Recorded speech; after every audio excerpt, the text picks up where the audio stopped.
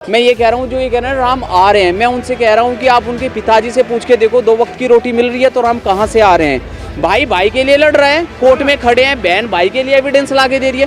कहाँ का राम राज्य यार। मायावती की इन्होंने बात की, मैं बता दूं कि मायावती भी प्रधानमंत्री बनना चाहती है। क्यों नहीं, सबका आप भी बन सकती हैं। अब बीजेपी का टाइम था, बीजेपी ने काम किए हैं, लेकिन सत्ता परिवर्तन होता है और परिवर्तन नियति का नियम है, ठीक है। उसके अलावा मैं बताता हूँ, राहुल को कुछ लोग पप्पू बोलते हैं, चलो यार बोल लो, वो आपका व्यक्तिगत मैटर है, ठीक है। लेकिन जो इंसान हिंदुस्तान से बाहर पढ़ के आया हो, जिसने तालीम ली हो, उसको थोड़ा तो ज्ञान होगा मैडम, थोड़ा तो ज्ञान होगा। और दूसरी बात, हिंदुस्तान बीजेपी के देखो भाई साहब, ये मेरी व्यक्तिगत राय है, मैं किसी पार्टी का प्रवक्ता नहीं हूँ, ठीक है। बीजेपी अब सत्ता में आई है। आप याद करो, जब हिंदुस्तान आज़ाद हुआ था, हमारे शहीद आजम भगत सिंह ने भी लड़ाई लड़ी है, ठीक है। आरएसएस उसके बाद बनी है, तो कुछ तो काम कांग्रेस ने करे होंगे जो यहाँ तक आई है, तो वो काम नहीं भूलने चाहिए, ठीक है। हाँ, वाजपेयी जी खुद कहते थे कि सरकारें आती हैं कुछ करके जाती हैं। जब हम सरकार में, हमारा मतलब वो करने का नहीं है कि हम उसका वो करें। एक सवाल और बताऊंगा आपको अब मैं। दूसरी बात, आजकल झंडे लगे हैं पूरे सीपी में, सब कह रहे हैं राम का मंदिर, राम का मंदिर में राम राज्य आ रहा है।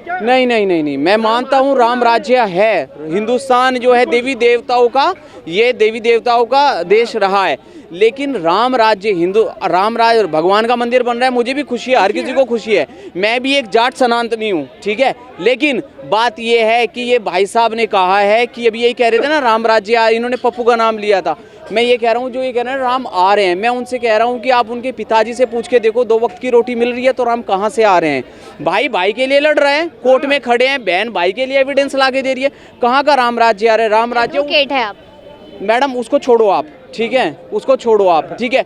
देखो, ये हमारे हिंदुस्तान की ना ये सबसे बड़ी कमी है कि हम लोगों को ना उसके पहनावे से, उसकी भाषा से, उसकी टोपी से, उसके झंडे से पहचानते हैं, इंसानियत के नाम से नहीं पहचानते। Humanity is the number 1 thing. If you don't know the humanity, there is no stay, there is no reason to leave. आप इतना बोल रहे हैं तो मैंने नॉर्मली तो पूछा, आप एडवोकेट है, बताइए। नॉर्मली पूछा, लेकिन मैं अब आपको बोलूँ, आप रिपोर्टर हैं, तो मैंने आपको आइडेंटिफाई कर लिया। आपने ये नहीं पूछा मेरे से।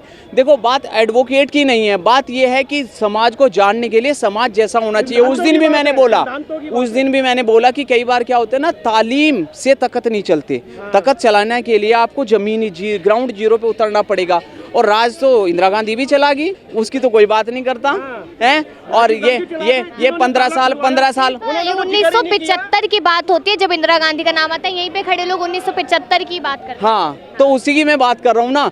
फिर वो आ गई, क्या नाम है, शीला दीक्षित, 15 साल दिल्ली को इतना चमकागी। तो समय, देखो, जिसका समय आएगा वो चमकाएगा। आज बीजेपी की एक बात अच्छी मैं मानता हूँ, उन्होंने रोड का जो इंफ्रास्ट्रक्चर है वो इतना अच्छा कर दिया कि नितिन गडकरी को मैं चाहता हूं कि आने वाले टाइम में एक अच्छी पोजीशन पे होना चाहिए। बट किसी को नहीं पता, क्या पता यहीं से रिटायरमेंट भेज दे, वो प्रधानमंत्री बने ना बने। और काम योगी ने भी करा, काम मायावती ने भी करा है। मायावती के राज्य में भी जो है पुलिस डंडा लेकर के घूमती थी, बीच में सरकारें आई गई, तो ये हम तुम तो लड़ते रहेंगे, ठीक है। हमें क्या मिल रहा है, मैं सरकारें तो आती जाती रहती हैं, कोई सरकार। मायावती की इन्होंने बात की, मैं बता दूं कि मायावती भी प्रधानमंत्री बनना चाहती है। क्यों नहीं, सबका आप भी बन सकती हैं। आप भी बन सकती हैं मैडम। अभी एज नहीं हुई। क्यों नहीं हुई? कहाँ हुई है अभी? आज नहीं होगी तो आगे टाइम में होगी ना। अभी से अभी आप जो वर्क कर रहे हो, इसी का बेनिफिट मिलेगा आपको। अच्छी पत्रिका करोगे तो अच्छों में तो आओगे, फिर लोग भी आपको चुनेगी तो आप पसंद करेगी आपको। ये मत कहो ये भी बन सकते हैं, वो भी बन सकते हैं। कोई किसी के घर की खेती नहीं है। एमएलए तो आप भी लड़ सकते हैं, आप काउंसलर भी लड़ सकते हैं। अच्छा काम करोगे तो लोग आपकी तारीफ करेंगे ना। अब एक तरफा ही आप करोगे तो कौन देखेगा। बिल्कुल निष्पक्ष पत्रकारिता बहुत जरूरी। बिल्कुल, ओके, थैंक यू। तो देखिए, तमाम लोगों ने राय दी है अपने यहाँ पर अलग अलग मुद्दों को लेकर। तो देखना ये है कि आखिरकार यहाँ पर केजरीवाल का जो मुद्दा शुरू हुआ था, तो क्या गिरफ्तारी होती है या फिर नहीं। तमाम खबरों के लिए देखते रहिए लीजिए।